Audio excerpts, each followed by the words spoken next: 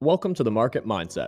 We are the hub for news, results, and CEO interviews focusing the junior commodities sector. We provide market analysis and perspective that will help position you for solid returns. If that sounds like something you're interested in, you can help support us by liking this video, subscribing to our channel, and clicking the notification bell. For more info, you can visit our website. All links are in the description below. Now let's get into today's video.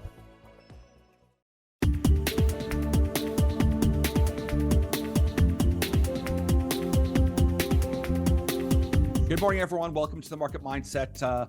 Definitely, it's a pleasure to be speaking with Robert Rohlfing, Chair and CEO of Desert Mountain Energy. It's good to catch up with you. It's been a very exciting, dramatic, short period of time here. Welcome, Mr. Rohlfing. I want to congratulate you on the completion of the $22 million raise. It looks like you guys are set for an exciting spring and summer and the year ahead. Great work and great job done by all. Thank you for the invite in today, Andrew. It gives me a chance to bring folks up to date. You know, the financing, I'm proud of the team, that how we put it together, and the agents and our side, our team, our attorneys. We worked hard for it for many years. So it's nice, and for the shareholders to be proud of. They own part of a company that is cutting edge. It Yes. really is. So, you know, to do the financing, that was not easy, but how it worked out. So we have a mix of people who are in there for long term to build the company and as we go forward. And as I'm sure there's been a lot of discussion, people reading through the prospectus and they're trying to read, in some cases more than there was, and in others didn't even scratch the surface. So, and people want to know exactly where are all these plants going to go. You know, one of the things that's in there, we said we're going to go into liquefaction. Yes. Well, that's for all of the noble gases and for CO2. So we will have zero CO2 emissions. It's not like we have a lot of CO2 anyway, but where the next plant will go, that will help. And there is a market within about 95 miles from the plant for a food grade CO2 product. So we can do that. We can meet those requirements with this plant. Some of the other interesting things on the plant, when we were just first running it up, and we were testing everything to ultra high pressure with nitrogen, and then we just blew the rest of the nitrogen through the plant to make sure it was running. It actually showed that we're pulling helium out of the air, and that's out multiple minute. Now, that I don't want people, do not take this, that this is suddenly you can do this cost effective. Yes. We're going to be running on solar, and it's not cost effective. It's not. It's just that I'm just using that to try to get people to understand the efficiency and the efficacy of our plant design is head and shoulders above many others. Then people trying to postulate where the other plant could go or not go, and you know, it depends. But Don's already, both he and I have said, we've dropped hints along the way where we're going to go with this. You could see in the third plant being dropped onto an existing pipeline. Okay. Where some say there's another company that has small amounts of helium, varying from 0.3 up to 1.2. The company they're currently selling to, they do not get paid for the helium. They don't get paid for inerts at all by their contracts. And their contracts, people are refusing to renegotiate on it. And they're not going to sit there and let, for the next 5 years, watch all that go down. Nor is their current plants, a couple of the companies, well, a number of them we've spoken to, their plants don't really strip out the condensate oils very well. They do to a point. But if in one case, they're missing almost 700 barrels of condensate oil a day, our plant strips all of that out up front. So it'd be a case of where we're stripping I'm not going into the oil business. It just, and it gives us a different specific site to go in, and we would hopefully, under those conditions, we'll strip off the helium. We're going to make good money on that, and then we'll get something off of them off the long term for the stripping it off. And then again, by having a plant that can liquefy, it gives us that greater capacity as to where to ship to. Yes. Since you and I had last spoken, there's been a number of other companies, brand new, startup here in Arizona. And as we go forward, you'll see our names attached with them somewhere. Okay.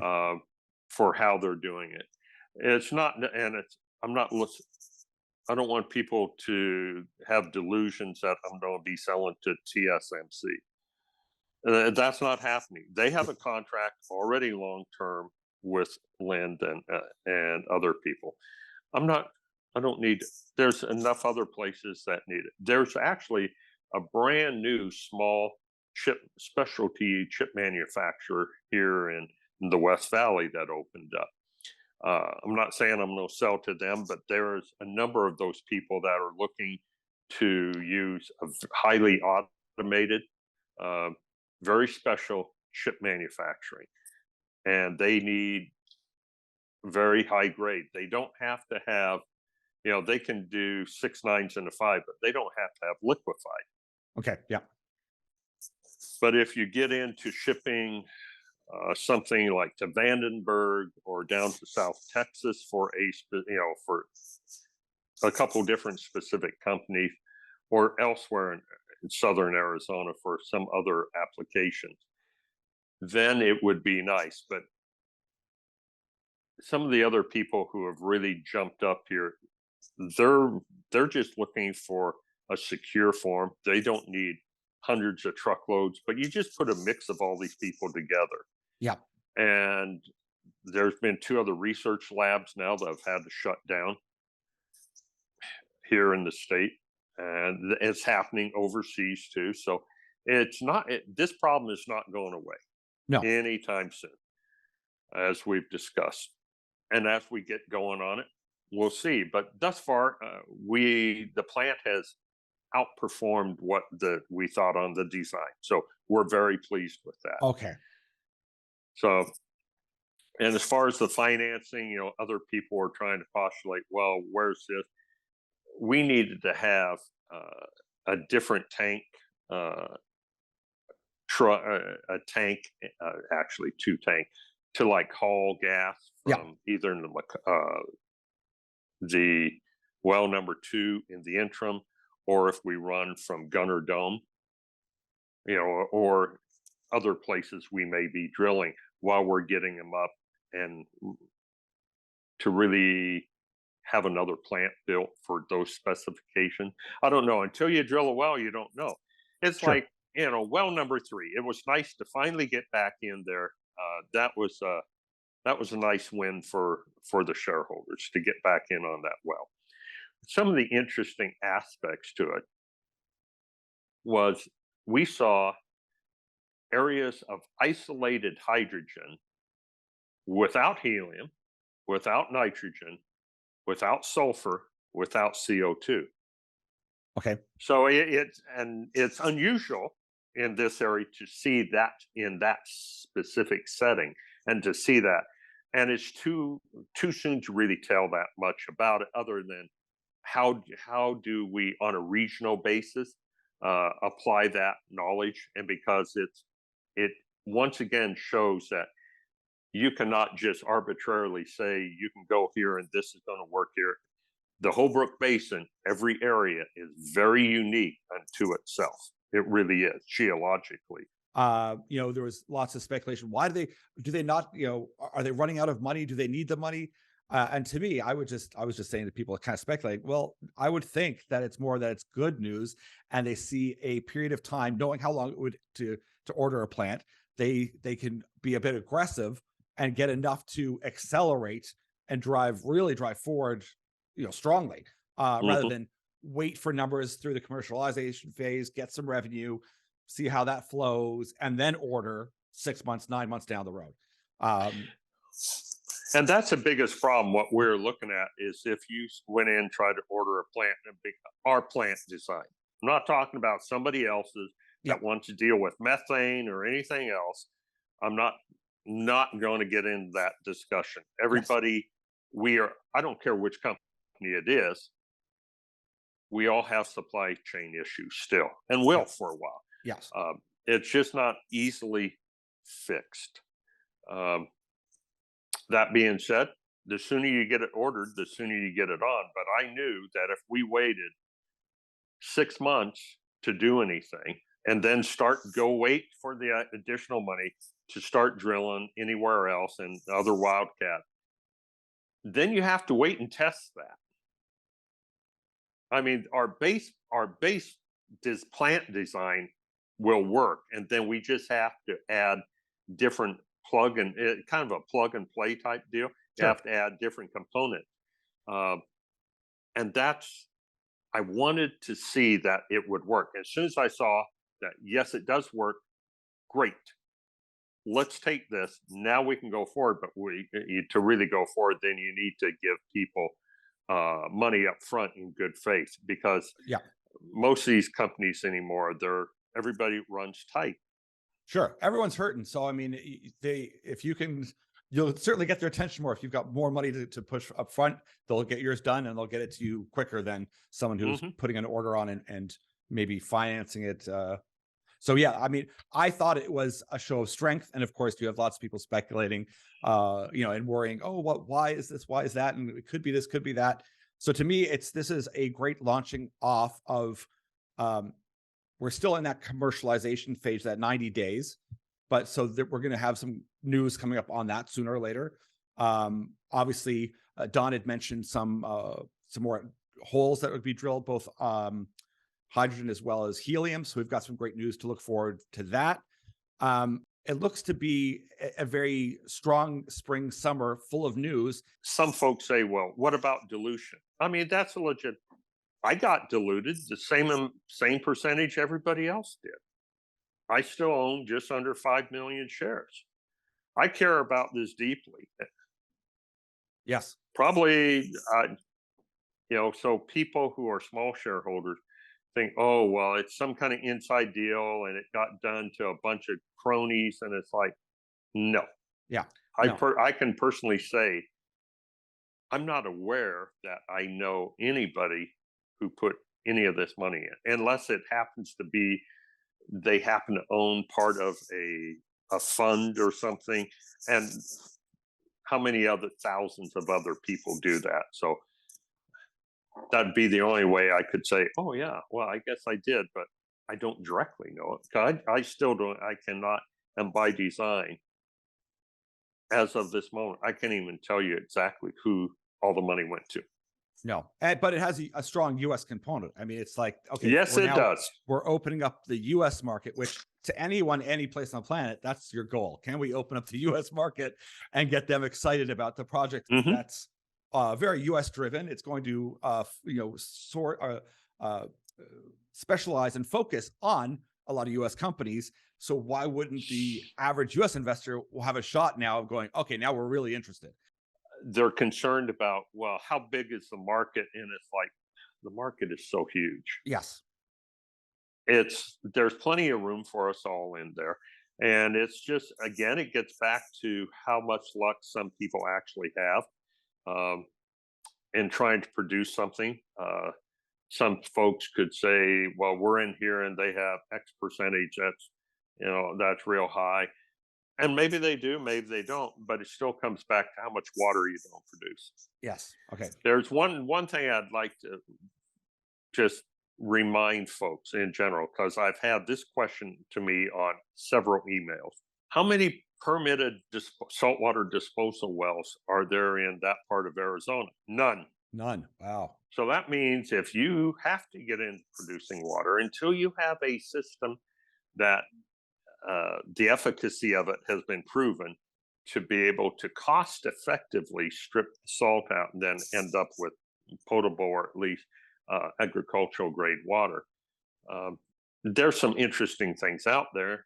No one's been able to do it thus far because of the unique every area has a unique water composition. Yes. Depending on the far east side, it's more of a stagnant or brackish water. And it's not just the salt, it's the type of salt and how much arsenic's in it. So whatever you don't strip off, it's can you do it cost effectively? And that's one thing I'm proud of the system we put together, because we know where we can duplicate this and go in with solar again and make the thing run and we're not burning, other than for startup on it, we don't have to burn a bunch of hydrocarbons. Because these plants are mobile, and say this one that you're ordering, you can plop it down anywhere, like you said, and say it's with at an existing pipeline. Would you build a solar array stack kind of around it? Yeah. That comes with it. Yeah. And that Yep. all packs up and moves with it as well. Yep. Perfect. That's great. I just wanted to be clear on that. Yeah, that yeah. was- And it's not, and just so it's clear, it's not like it's not where you just hook up, to the Yeah. trailer and go down the road. I There's know. a lot of piping, as folks could see from the pictures. It's There's huge, a yeah. lot of pipe that has to be welded and put Yes. together. And that's one of the other things, when we had it put together. I'm proud of the welding team, Kevin Blondo and his group of fine guys who did a great final construction site assembly for us. Great job. And we chose to x-ray the majority of the welds, Yes. even Okay. though it wasn't required. Yeah. And then overpressure on purpose. So what we wanted to do was have a plant that once it's up and operational, we're not going back in on it. No leakage, no nothing. Yeah, that's Yeah. great. Yeah. Okay. This plant, if it comes in on time, we're hoping somewhere around November, I believe the timeline was. Is that the? It just depends what, Yeah. now that we have the money, we Yeah. can finalize the negotiations on the next plant. And I'm not saying who built it. Okay. Oh, interesting as well. Okay. Yeah. That's all right. Good stuff. There's some other folks that like to get into it. I don't know who will actually end up with. We'll see what the final, but we know what the design capabilities and depending on where we're going on things. Also, you can tweak the design out to where some aspects of it you don't need. Yes. So yeah, because my guess, you can tell me if I'm wrong, if there's one that's going to be more mobile and it's going towards existing pipeline type of, say oil and gas companies, it might have a specific design for a specific location. You can move that one there. Ones that might be specifically for more, say if it was going to the Rohlfing field, that might be a specific design as well that needs to be tailored Absolutely. for that one and might stay there longer because of the specifications. There's a lot of other folks that have approached us to try. They want to work with us and bring us their gas. Yeah. And that was part of the reasons that I was trying to caution people away from, this is not just an instant, just flip the switch and turn it on. And why we needed to see how well it can run and at what absolute low level, because it appears from all appearances, it could run on an even less significantly less concentration and still be cost effective to run. See, that's great, because if someone does ship in something that you think, oh, this design is too souped up, it'll still handle it. So that's important too, because that leaves your customer base pretty large. Yeah, because the plant, I'm not going to go to exact design and the total number of mass spec and other type of measurements that we use. Yeah. But we can see exactly what the output is. And as far as time frame for like revenue, because that's what everyone's always like, plant's ready, it's in the commercialization phase. Is that still kind of on target? And of course, people are going to be saying, what are the numbers? What are the numbers? I mean, that's always... No, I'm not going to say a thing. Okay. I have to ask, I do. No, that's a fair question. I'm not going to say a thing, because as soon as I say one number, somebody's going to want to know, well, exactly, and what's that based on? And they'll try to extrapolate. And I feel sorry for some of the people who are trying to I'm building a company. I'm not building something to be traded. Well, we can trade this stock up today or down or up. I'm not into that. I'm building an operational company. And I've now learned that there's a lot of things I'd love to say, and because you know me, I'd love to talk a lot more. Yeah. But I just can't. Yeah. No, and I get it. And I mean, I have people ask me like, why can't we talk about this and all that? I just explained to them the situation. I mean, you have to all the time field phone calls from people. But what are some of the things in the short term? Now, once again, because like I foresee between the last virtual conference that Don headed up and from what I anticipate, there's going to be a lot of news flow from here through spring and into summer. I think it's fair to say having this financing done, it's now a real liftoff phase. Like things are going to be barreling forward pretty quickly. Yeah, that would be A fair assessment. a fair assumption. Yes, that would be. That's You know, and like before I forget this, I know some other folks were trying to figure out what the deal is with Beam Earth. Now, when we drill those 3 wells, just in general, this is not the total thing. It's basically they're paying half the cost. We're paying half the cost for drilling 3 wells. And so, as I've touched on before, we've already paid to have the flow lines in. It wasn't much money. You only pay to dig one time. Yeah. Because you're digging through sand rock. So it just made sense to put it in and shade and grade at that time and backfill. That way you only do one disturbance where you're going down right of ways, and it's just cost effective. And so that type of thing. I suspect, and I'm getting good indications there's going to be lots of news flow. So there'll be news for people to look at. And it just kind of, to me, it just reiterates when you're looking at a company, and we always look at the market, the model, and the mindset. We all know that the market's there for helium. We know that you have to have a mindset, especially in these markets, of real grit and determination, and have faith in the business plan, the model, and then in the management team. Are they delivering? You guys have been delivering right from day one. During COVID, yes, there's like setbacks, but we're moving forward, still doing it. And to me, that's what people have to focus in on. Is we'd all like to have specific answers on our own timeline. That's not how the world works. We have to have faith that the management and the team assembled, the advisory board, and as well as the board itself, know what they're doing, and they're executing the plan effectively. And to me, whenever things get a little bit more nerve-wracking out there, I just rely on that you guys have hit all the targets, you've done what you're going to say you do. And whenever you come on and relay the message, people understand and they get it. I see. When we did the original financing, large finance, and then we did the other, we've been very good stewards of that money to get it to this point. And so with this current financing now, I don't see, unless, I don't know, something can always happen. But it's like, no, we have a plan. You plan your work and you work your plan. And that's what we're down to now. So that's good. Excellent. Well, thanks so much, Robert. Really appreciate it. And we'll talk to you again soon, but we'll certainly see some news coming out soon. Sounds good. Thank you. Have a great week, Andrew. Take care.